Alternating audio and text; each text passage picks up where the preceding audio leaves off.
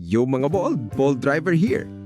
Suzuki DR160, 162cc Dual Sport, SRP 129,000 pesos. Ang tanong, panglubak ba talaga to o pang-forma lang sa kanto?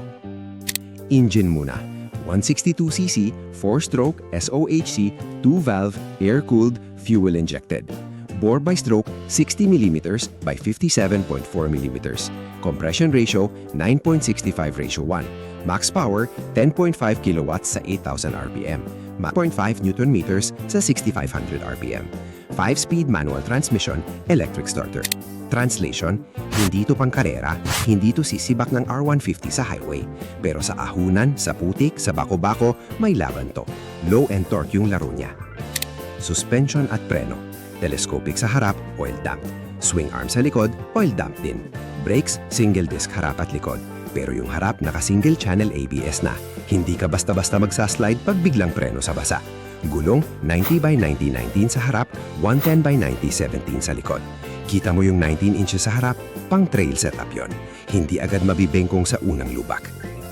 Dimensions, haba 2,070mm, lapad 825mm, taas 1,050mm, wheelbase 1,365mm.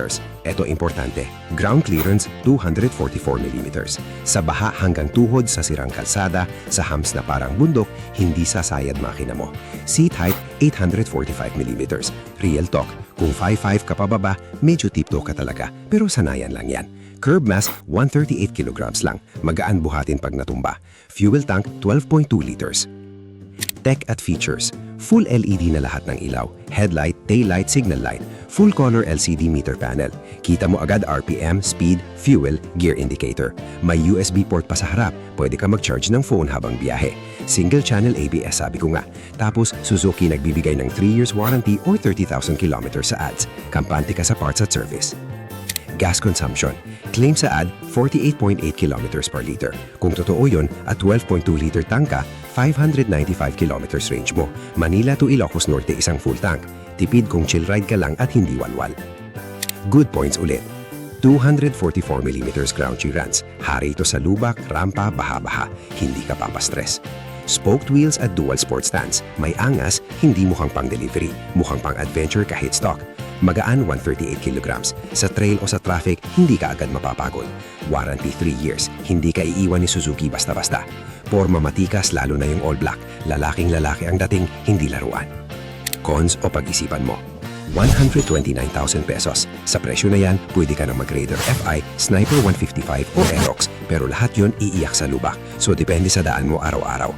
Basic lang features. Walang traction control, walang slipper clutch, walang riding modes. Ibang 150cc ngayon parang spaceship na. Ito, motor lang talaga. Simple. Seat height 845mm. Kung panda ka at ayaw mo magtiptoe sa stoplight, isip mo na. Pero kung sanay ka na, wala yan.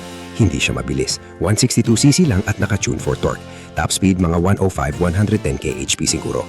Kung hanap mong 130 kHP pang Marilake, maling motor to. Bagay ito sa taga-probinsya na araw-araw sirang daan.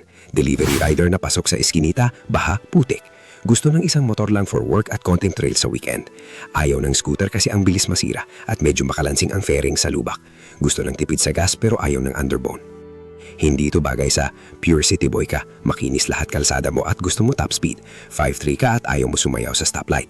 Hanap mo tech-loaded na motor with Bluetooth, modes at kung ano-ano pa. Verdict, Suzuki DR160 hindi pang hardcore enduro, hindi ito bang jump sa bundok, pero backbone to, pang araw-araw na binubugbog ng lubak, baha at putik, pero uuwi pa ring buhay. Kung yun ang hanap mo at okay sa'yo 129K, solid to. Overall rating ko, 7.8/10. Points dahil sa ground clearance, simplicity at tibay. Bawas dahil sa presyo at basic features. Kung bumabato ng 115K, 8.5/10 agad yan. Kayo mga bold, DR160 sa 129K o mag-XRM 125 na lang at tipid pa. Comment.